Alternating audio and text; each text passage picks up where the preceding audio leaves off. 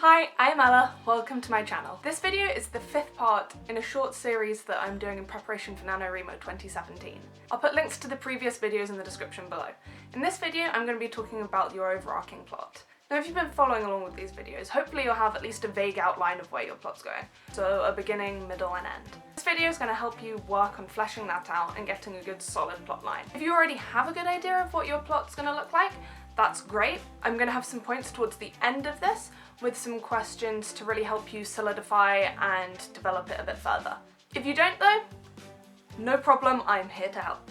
So, you've got yourself a vague beginning, middle, and end. Now, you get to figure out what comes in between. All of these plans you're making right now don't need to be set in stone. You're probably going to change all of them quite a bit as you work and develop on your novel.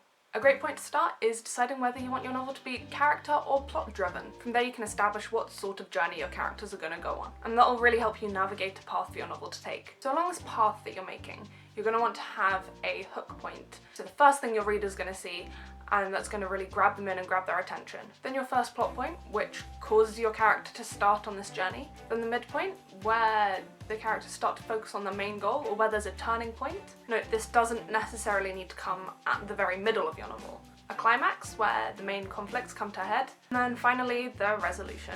The happy, or maybe not quite so happy ending. So in between these points, to flesh out your novel a bit more, a useful thing that you can do is to create a wish list. Just write a list of everything you can think of that you want to happen in your novel, and then you can slot them into places on your plotline. These can be literally anything and everything under the sun, from major plot points to really small little things like your character taking their dog for a walk.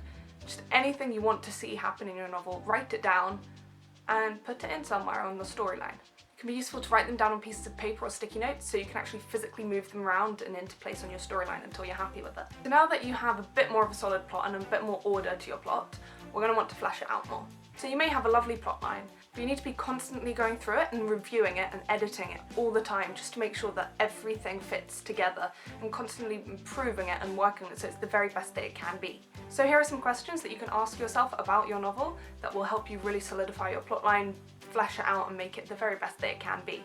So first of all, what are the links between your characters, main and side, and how is this going to affect your plot? What are the relations between your characters? How do they feel about each other? And is that going to impact your plot in any way? Again, another character point. What are the fears and weaknesses of your characters? And how does this affect what your characters do? Are there any physical setbacks? Take the mentality that anything that can go wrong will go wrong, but possibly not in the way that you expect it to. Things don't just happen.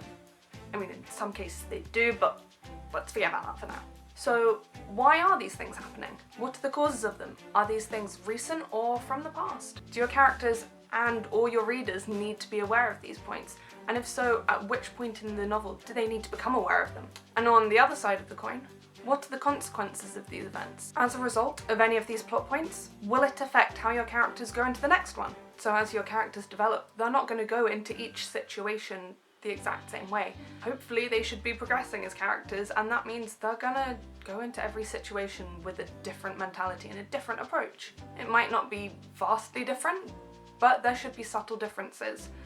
So how is that going to affect the way they go into your plot points and therefore the results of them and the consequences? A good thing to show character development can be to have your character face two very similar problems, one at the beginning and one at the end of your novel. And as they will have developed, they'll enter and deal with each problem differently, and this will show to the reader how they've developed as a character. And my last point for now is tension points. It's not just going to be plain sailing between each of your major plot points. You need to create tension between them.